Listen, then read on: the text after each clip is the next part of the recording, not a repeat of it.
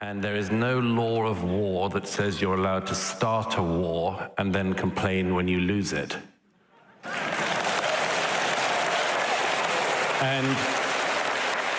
And if Mahdi cares about the Palestinian casualties, as I'm sure he does, then tell your bosses in Qatar to tell their friends in Gaza to stop the war and give back the hostages.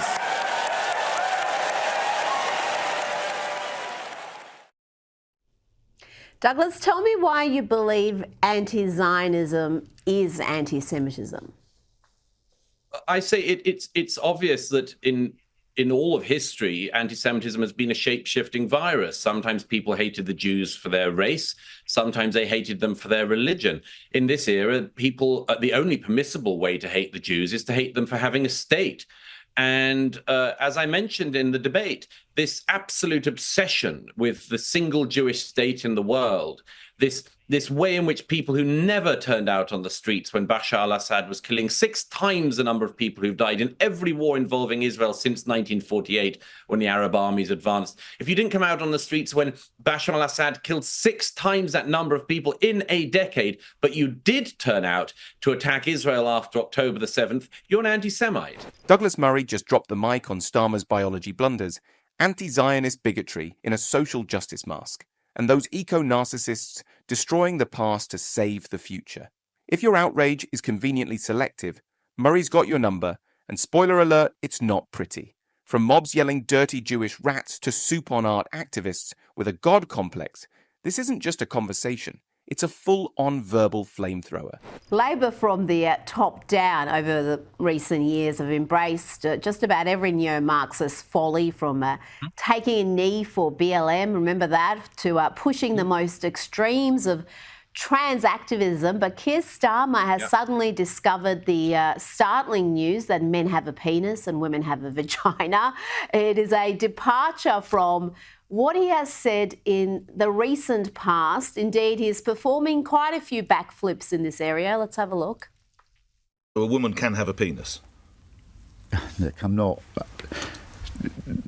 don't think we can conduct this debate with, Trans rights are human rights, and I support the right to self-identification. I think we need to respect the right to self-identify, and we're committed to updating the GRA to introduce self-declaration for trans people. We don't think that self-identification is the right way forward. Is it transphobic to say only women have a cervix? Well, it is something that shouldn't be said. It is not right.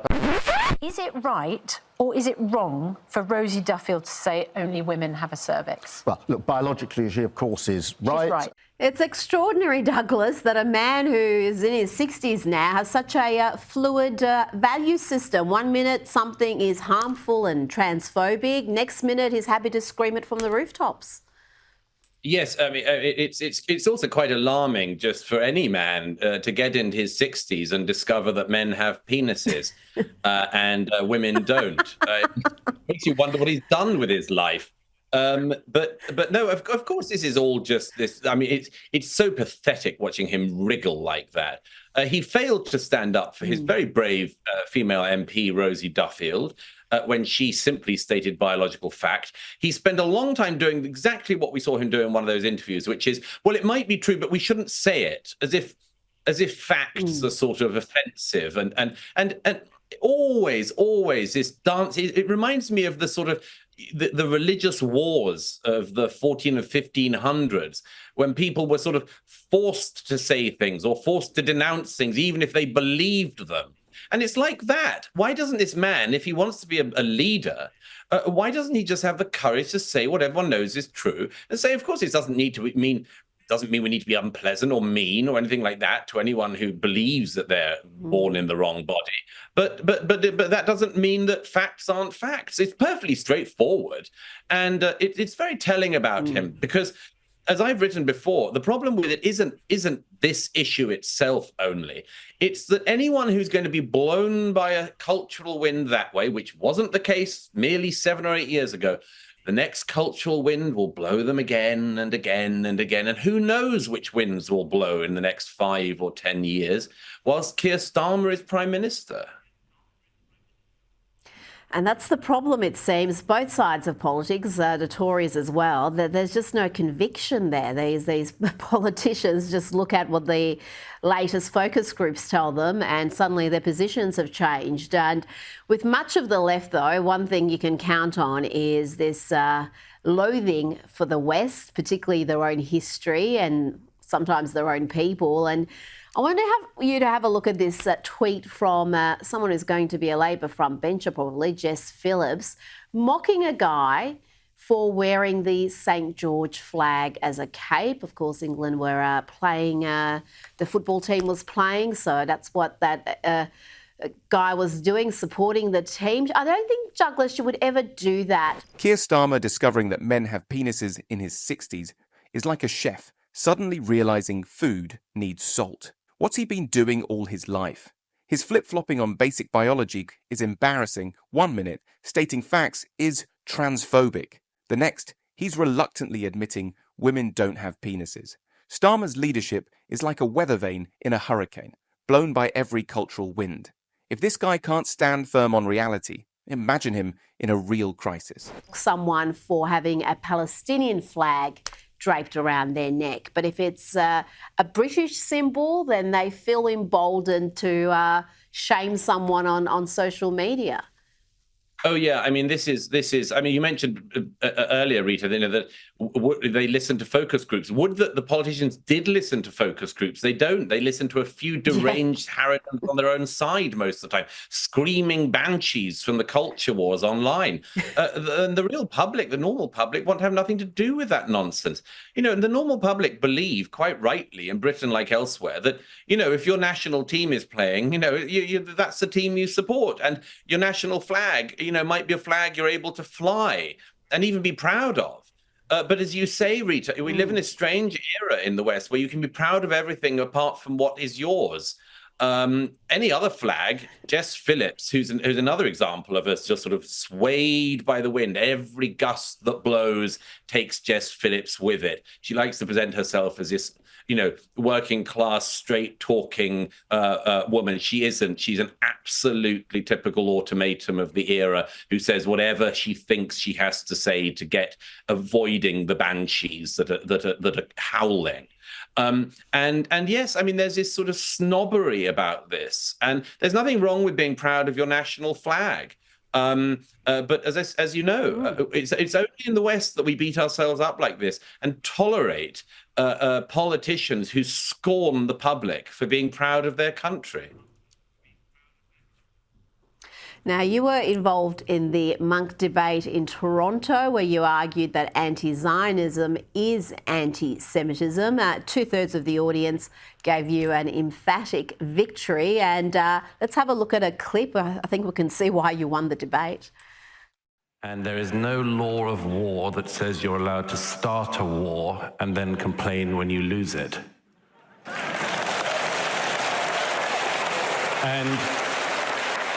And if Mehdi cares about the Palestinian casualties, as I'm sure he does, then tell your bosses in Qatar to tell their friends in Gaza to stop the war and give back the hostages.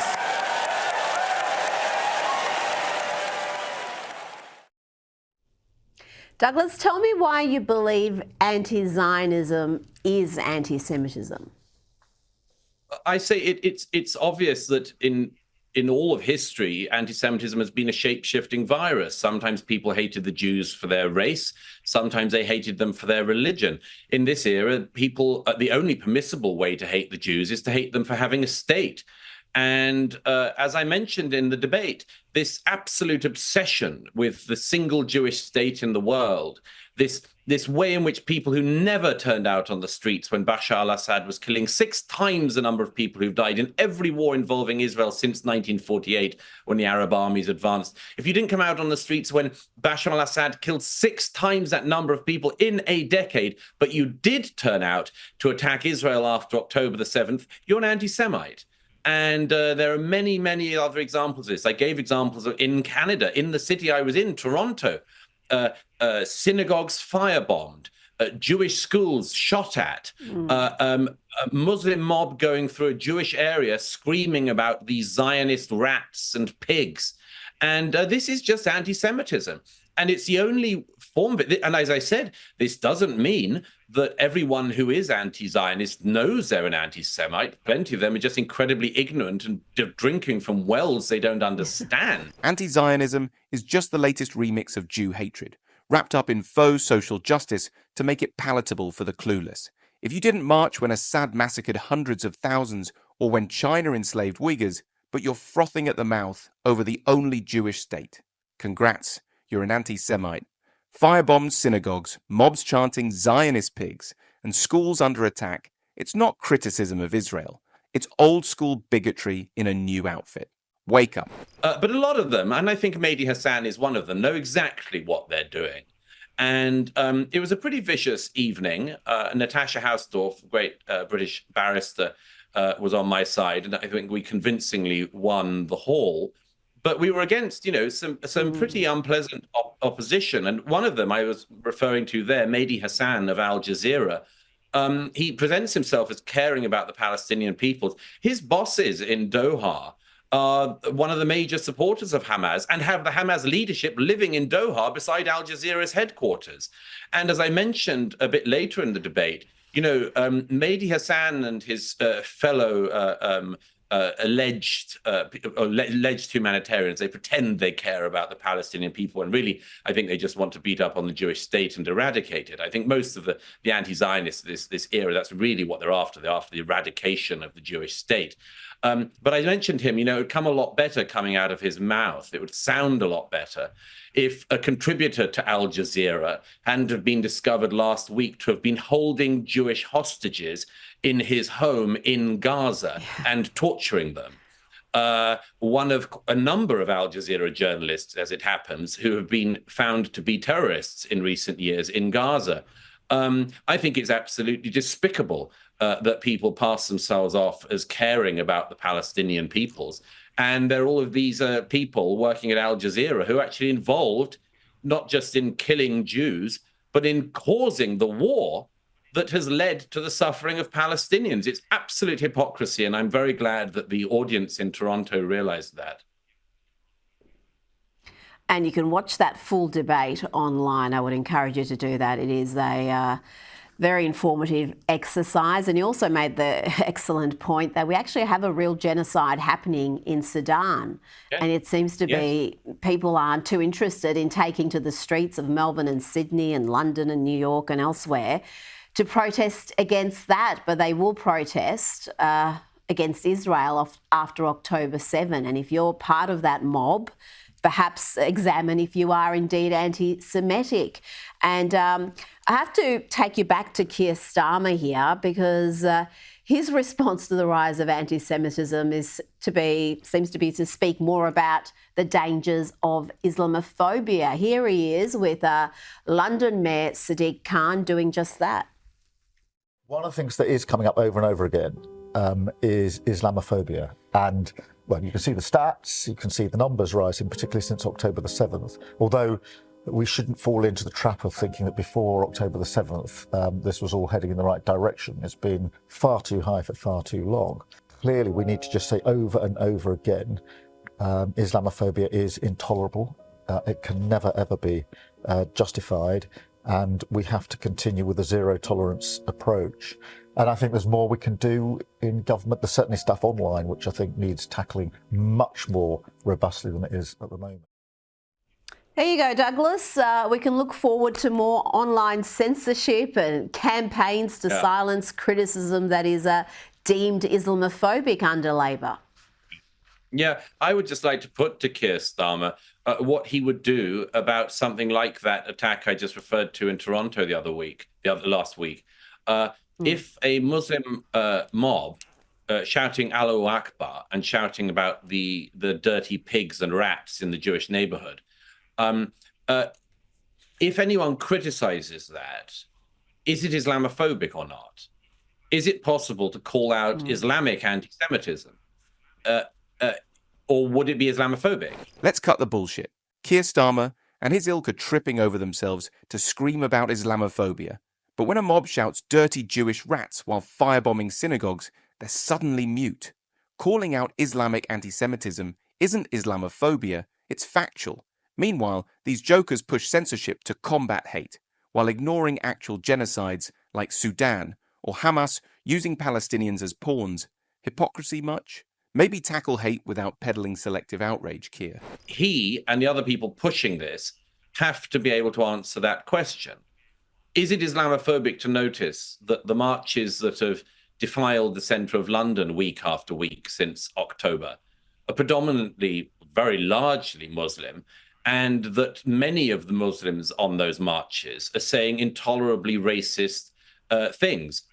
Is it Islamophobic to point that out? They're going to have to work this out, because if they don't, it's just going to be a huge and colossal circular firing squad for the coming years, metaphorically speaking, for now. And the lack of thought that people like Starmer have put into this, the pandering to communities, is, I think, a recipe for absolute disaster. You can stand up for the rights of all of your citizens to be able to live in peace, but that means standing up to hatred wherever it comes from, of the most extreme kinds. And Keir Starmer would find it easy, I'm sure, like all of us, to stand up to any actual far-right extremism. Can he stand up to the Islamic extremists? We'll see. Now, before you go, overnight we saw the climate cultists of Just Stop Oil attack Stonehenge. Their demented demands include Britain's next government committing legally to phasing out fossil fuels by 2030. Let's have a quick look.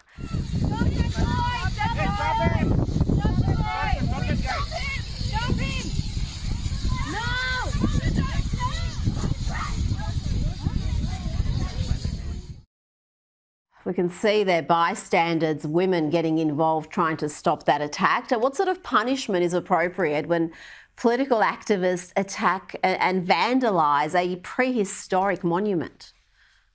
You know, Rita, this has been an escalation. I write about this in my Spectator column this week. There's been an escalation of this for some time now. All of these eco-loons thought that it was okay to throw soup at a masterpiece by Van Gogh.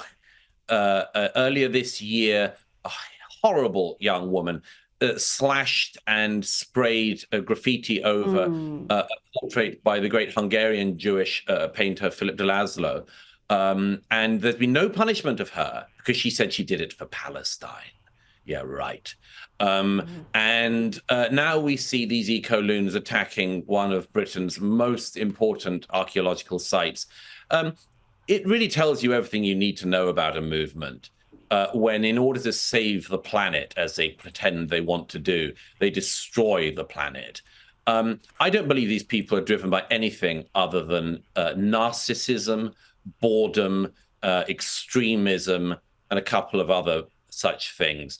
They are vicious narcissists, and they're desperately seeking for some kind of cause, and they are trashing our history, and they're trashing our holy places and our places of learning and culture, and they're getting away with it. And as far as I believe, I think they should all be thrown in prison for as long as they can be. And any of these other people who want to try these tricks should go to prison following them. We need just the law to be enforced in one of these cases, and I think we would see a change in behaviour. Douglas Murray, thank you so much for your time this evening. If you're smashing Stonehenge to save the planet, you're not an activist. You're an unhinged narcissist with a god complex. These Just Stop Oil clowns destroy history, art, and culture while claiming to protect the future. Soup on Van Gogh, graffiti on masterpieces, now prehistoric monuments, all for attention, not action. Lock them up. Long sentences. No excuses. Maybe then they'll realize vandalism isn't a virtue. Enough pandering to these bored extremists. So, any thoughts on what Douglas just discussed? Share them in the comments below. And don't forget to like, subscribe, and hit the notification bell so that you never miss any of Douglas's debates.